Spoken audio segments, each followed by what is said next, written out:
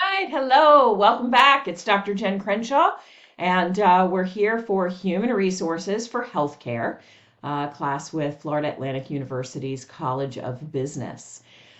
So today we're going to talk a little bit about culture and its importance in our organizations. So I want to chat with you guys a little bit about a consulting group that had a huge impact on my career, and the work that was done there and how important I believe that it is. There are two books that you can grab: Winning Teams, Winning Cultures, and The Human Operating System. You should be able to get these on Amazon. I do find them great. They might also honestly be out of print. So the books that you find on Amazon, or if you can find them in a used bookstore, they're going to be keepers, in my opinion. I have two copies of Winning Teams, Winning Cultures that I will not part with, and just this one copy of the Human Operating System that I'd say was too hard to get. I searched for it for a little while, but I did get it on Amazon. So, why do I talk about these books? Why wouldn't I use them? Why am I just now bringing them up? Because they are difficult to get, so I would never be able to use them as textbook. But I do think that they are great reads for any aspiring leader. Um, Sin Delaney was founded in 1978 by Larry Sen and Jim Delaney. They were process improvement experts. Jim Delaney was a process improvement expert, and Larry Sen was a professor at University of Southern California. They realized that the most common reason that changes were failing was organizational character. And so they started to research, how do we fix that? If we want these processes that we are engineering to actually work, how do we get people to do the work the way we want them to do the work? And so that's when they started working on this project that became a consulting firm. Cindelini was the first and only consulting firm with a specific and singular mission to shape the overall cultures of organizations to better support results. So they didn't get into any other areas of consulting. That's probably why they were then purchased by a large group in later years. Okay, so this is the jaws of culture.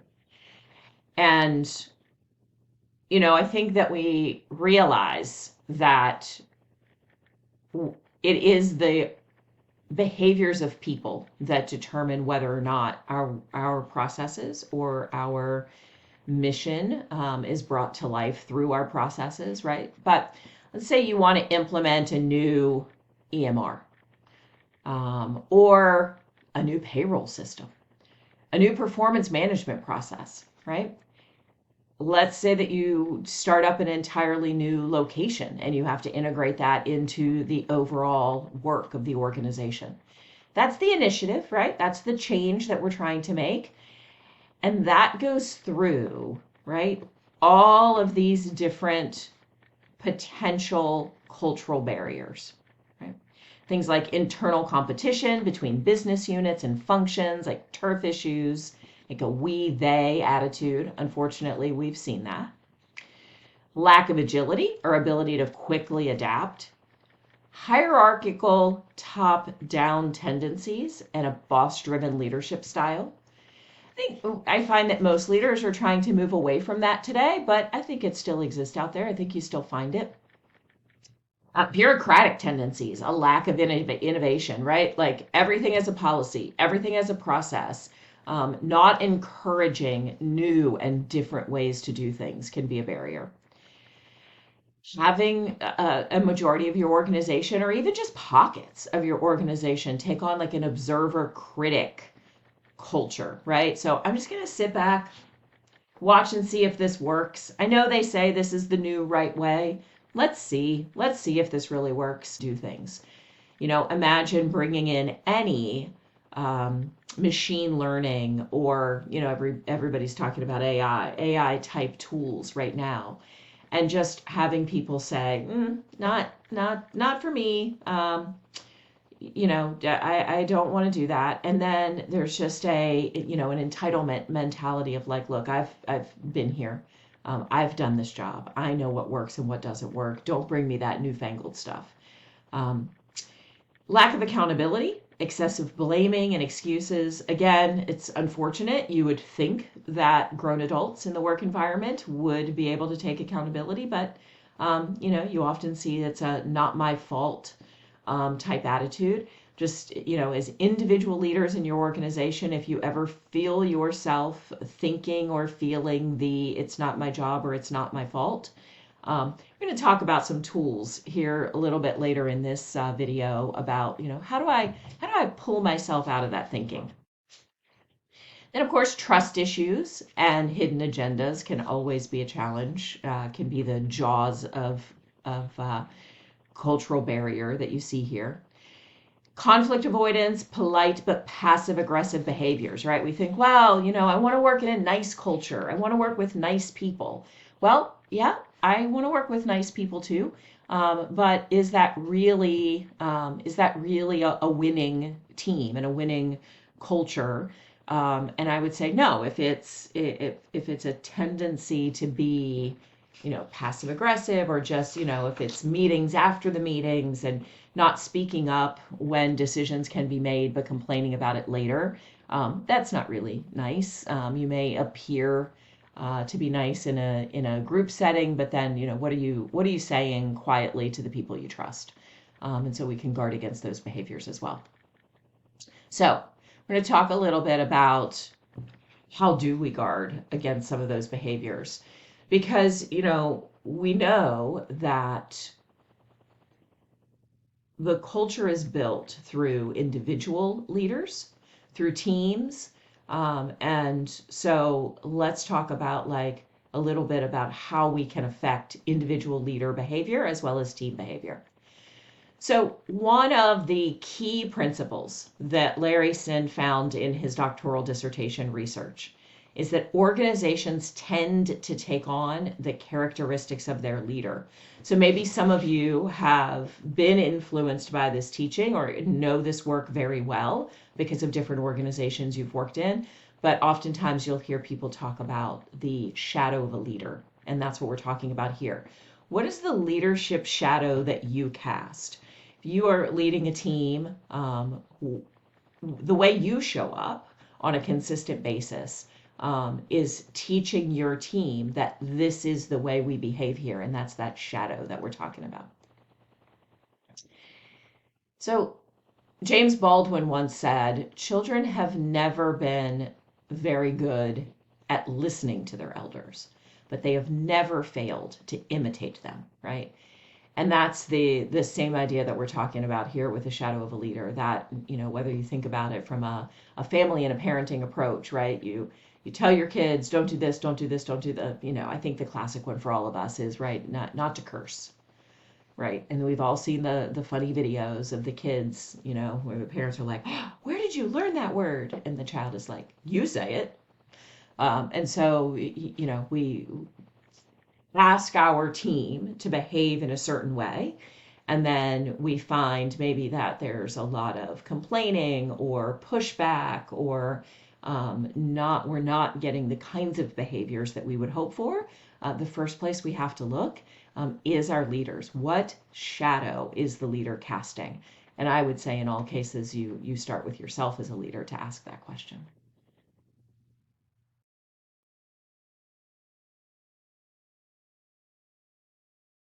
Okay. So what is your leadership shadow, right? What shadow is the senior team in your organization casting?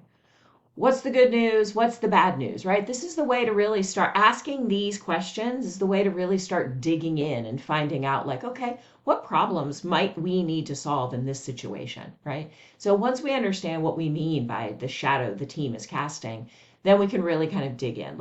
How do people show up? What are we talking about? You just ask yourself, what's the language that's being used, right? Do we talk about our wins, or do we only talk about our losses? Do we talk about what's going right, or do we mostly talk about what's going wrong? And those are easy traps to fall into. Don't spend too much time on that top layer. Those are kind of easy things to identify. Dig in a little bit and ask yourself, like, really observe the behaviors around you and become a little bit of a detective as you're thinking about this. What behaviors would you like to see change in the group that you lead or influence at work, right? So if you're not a manager, that's okay. You are not, it is not that you cannot also influence, right?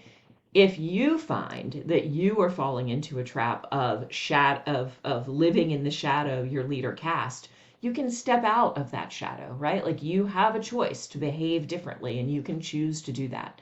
And so start to find the leaders in the organization that are casting a shadow that you want to emulate, that you would be proud to have somebody align with you, and start emulating those behaviors and choosing that each day and in your decisions, right?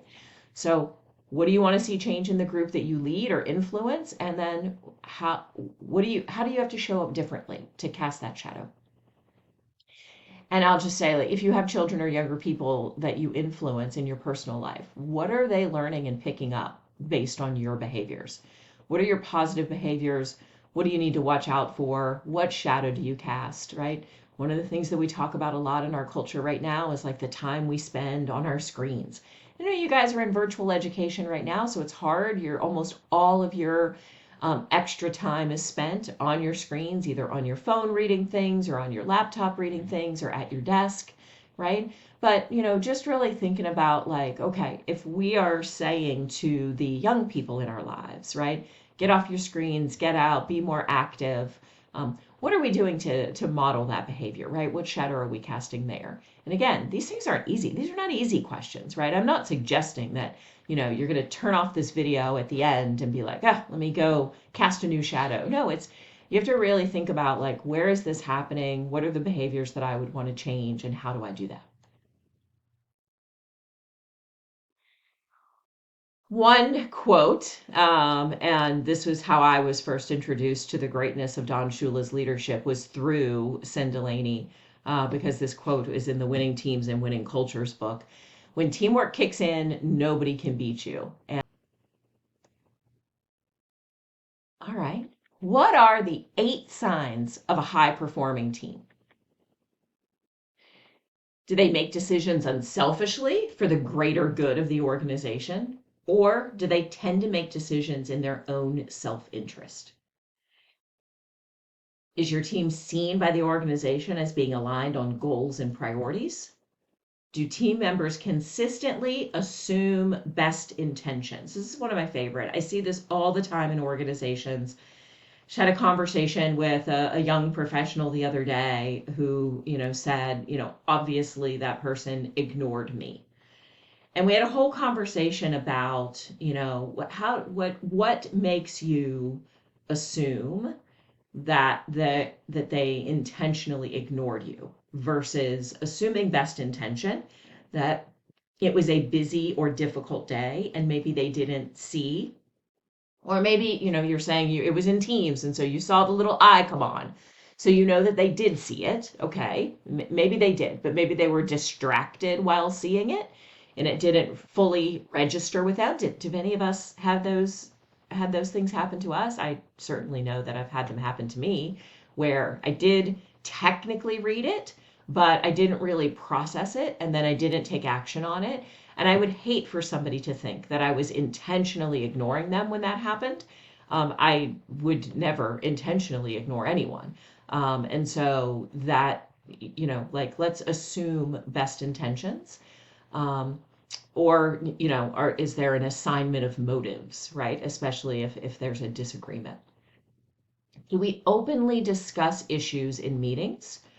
Or do most real conversations take place in the hallways after the meetings, right? So it's the meeting after the meeting, who are making those decisions can hear your thoughts and your concerns. When a decision is made in a senior team meeting, does everyone own the decision? as theirs and fully support it outside the meeting room?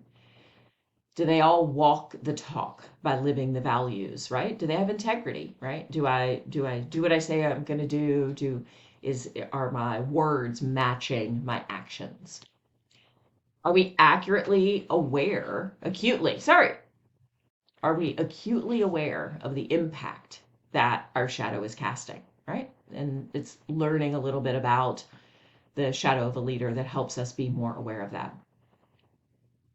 And are leaders fully participating in initiatives, or do they just bless them, right? Do they show up to the update meetings? Do they give their full endorsement versus only saying like, "Oh yeah, I approved that. Go ahead." But are they really showing up and offering their support? Okay, so I want to talk to you a little bit about some of the principles that are in this human operating system book, right? So this is the book that I showed you earlier, the human operating system. Really cool book that just talks about how can we affect change in organizations, right? How the most difficult part about creating change in any organization is that you have to do it through people. And if anybody has tried to change themselves or supported change in other people, you know that change in humans is the hardest thing to do. And so these human operating system principles really help with that. So this first one is about managing energy, right? It's a key to healthy, high performance. And I love this example. Okay, so what we have here, right, is along the bottom axis is our emotional energy, right? How do you have negative energy or do you have positive energy? And then up the left axis is our physical energy, right? Are we low energy or high energy? And you'll see some of the descriptors here. So let's think about when you have low physical energy and negative energy, right? That's when you're exhausted, drained, feeling defeated, desperate, sad, right? Well, what if we move toward positive energy, even though it's a low physical energy, right? So I'm still reserved, right? I'm just a more reserved personality, but I'm very positive. Then that may look more carefree, peaceful, relieved, relaxed, happy, right? So if you have positive energy, it's not necessarily bad that it's low, right? That's just a less excitable state, a more relaxed state. Then you have when physical energy is high, but also your emotional energy is negative. That's when you're going to see anger, frustration, that's the stress, the defensiveness, anxiety, right? This is like the high physical energy, and while also being positive energy, you're energized, you're connected, you're feeling challenged and hopeful and aligned, right? So, ideally, I think we'd all want to be over here in this positive energy space.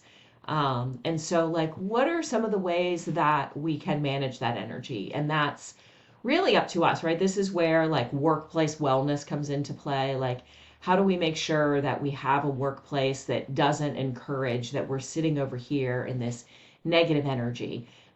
We talked in the last video about surveys and how do we find out if people are engaged or disengaged, right?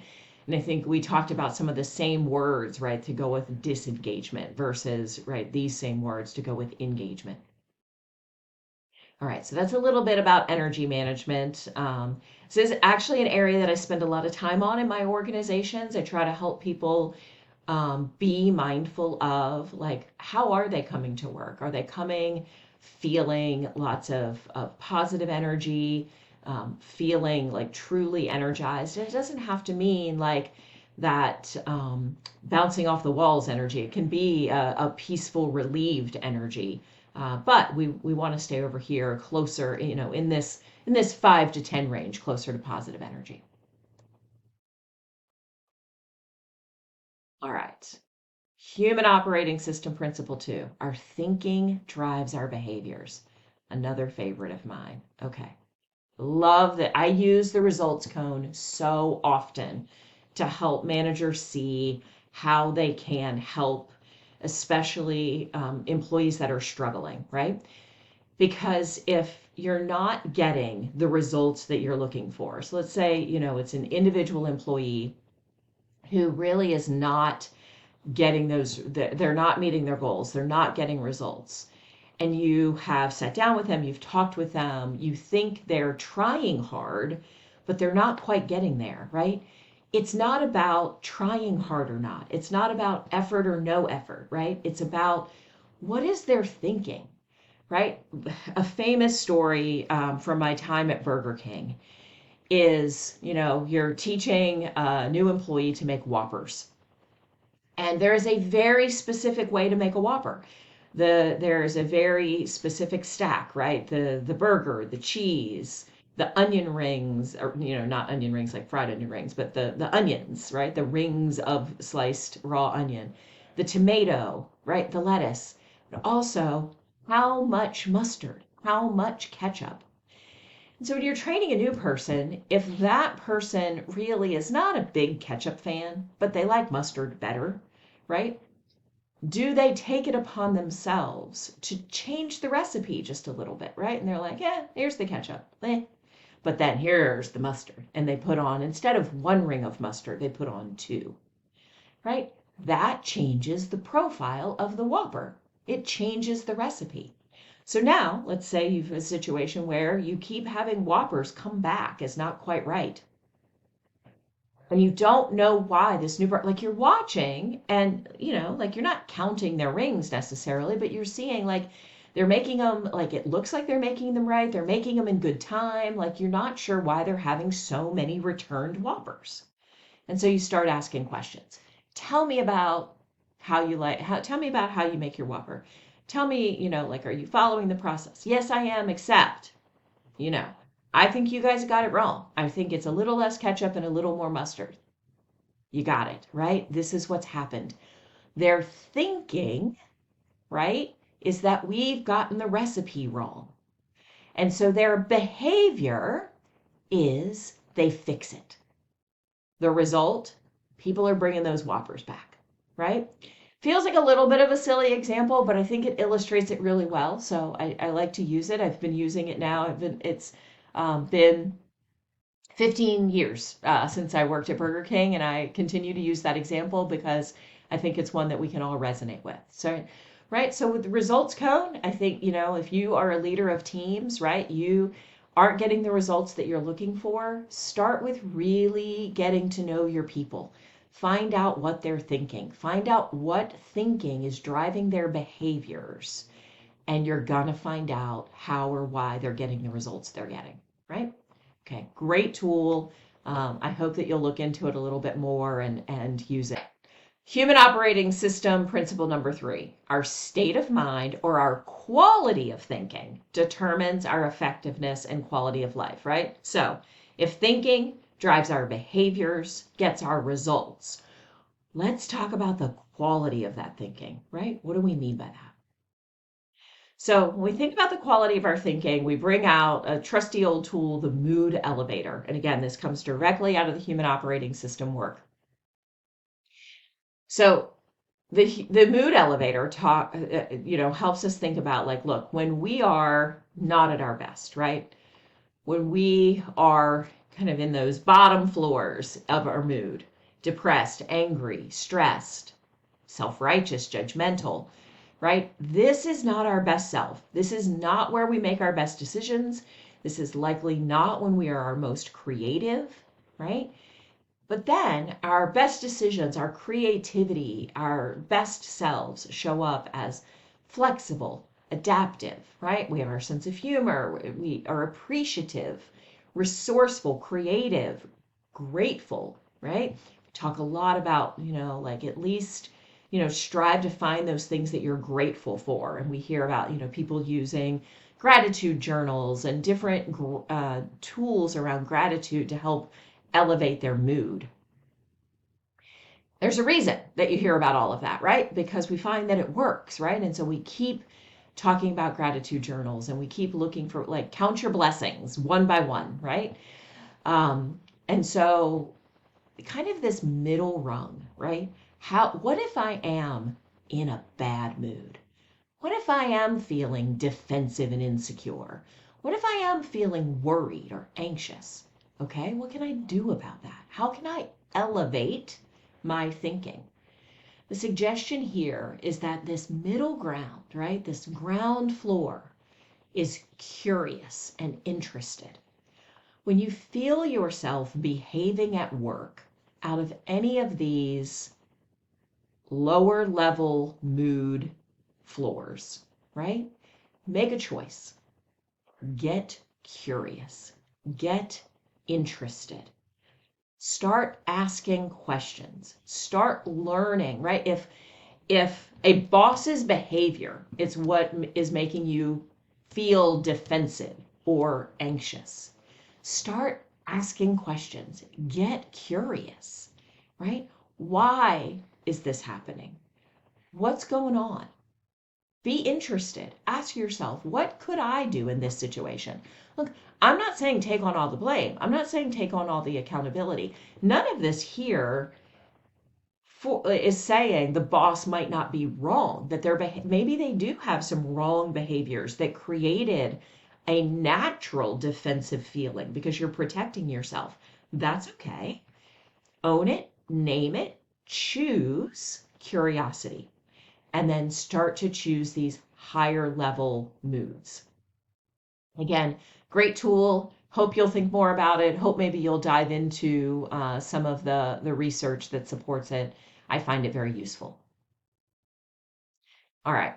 Human operating system principle number 4. We each see the world through our own unique filters. All right. I'm going to show you a picture here on this next slide. And I want you to determine what you see.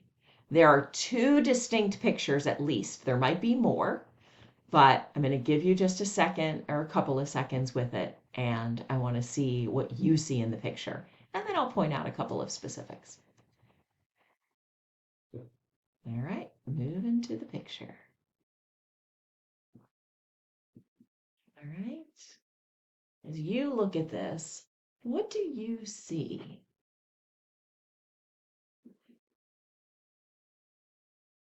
Are you seeing a man, his nose, the profile of a man, right? His nose on the left, a little bit of hair above his ear, his chin comes down to a nice distinct point.